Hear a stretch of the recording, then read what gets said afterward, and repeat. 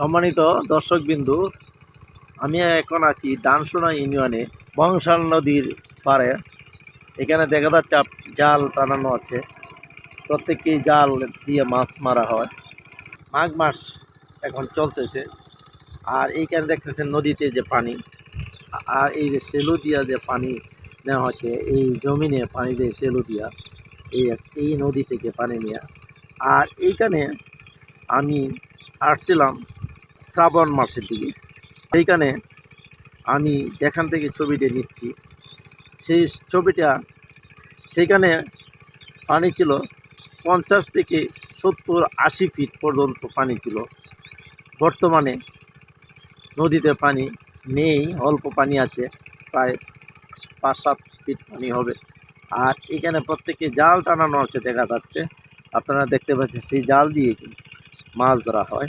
হ্যাঁ, আপনারা প্রত্যেকের আপনাদের আঞ্চলিক ভাষায় আপনারা কি বলেন? আঞ্চলিক ভাষায় টাক জাল বলা হয়। আপনারা আঞ্চলিক ভাষায় আপনারা কী জাল বলেন সেটি কমেন্টসে একটু লিখবেন। আর দেখতে পাচ্ছেন যে নদী এখানে বর্ষাকালে প্রায় 50 থেকে 40 ফিট পানি ছিল। এখন শুকনা সিজন, এখন বর্ষা কেটে গেছে। এখন মানুষের শুধু জাল দিয়ে মাছ ধরছে। বিভিন্ন লোকেরা, বিভিন্ন মানুষ এখন জাল দিয়ে মাছ ধরছে। শুকনা সিজন, নদীর পাড়ে জাল দিয়ে মাছ ধরা হচ্ছে।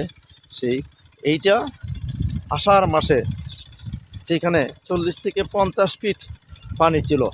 এত স্রোত সেটা বলার মতো না, এত স্রোতই ছিল। আর সেই নদীটা, এটা বংশাল নদী নামে পরিচিত। এখন প্রায় শুকায় গেছে। এখন আর পানি খুব কম, অল্প পানি, প্রায় 5-7 ফিট পানি হবে। হালকা স্রোত আছে সেই নদীতে। হ্যাঁ, আর এখন মানুষে আশেপাশে যে জমিগুলো আছে সেই জমি মানুষের চাষ করতে পারতেছে। আচ্ছা ভাইয়া, আপনার নামটা একটু জানতে পারি? হ্যাঁ, শাহেদ। আচ্ছা, আপনারাও এই এলাকার? হ্যাঁ, আচ্ছা, এই যে বর্ষার সময় থেকে অনেক পানি থাকে না? কতটুকু পানি থাকে তখন?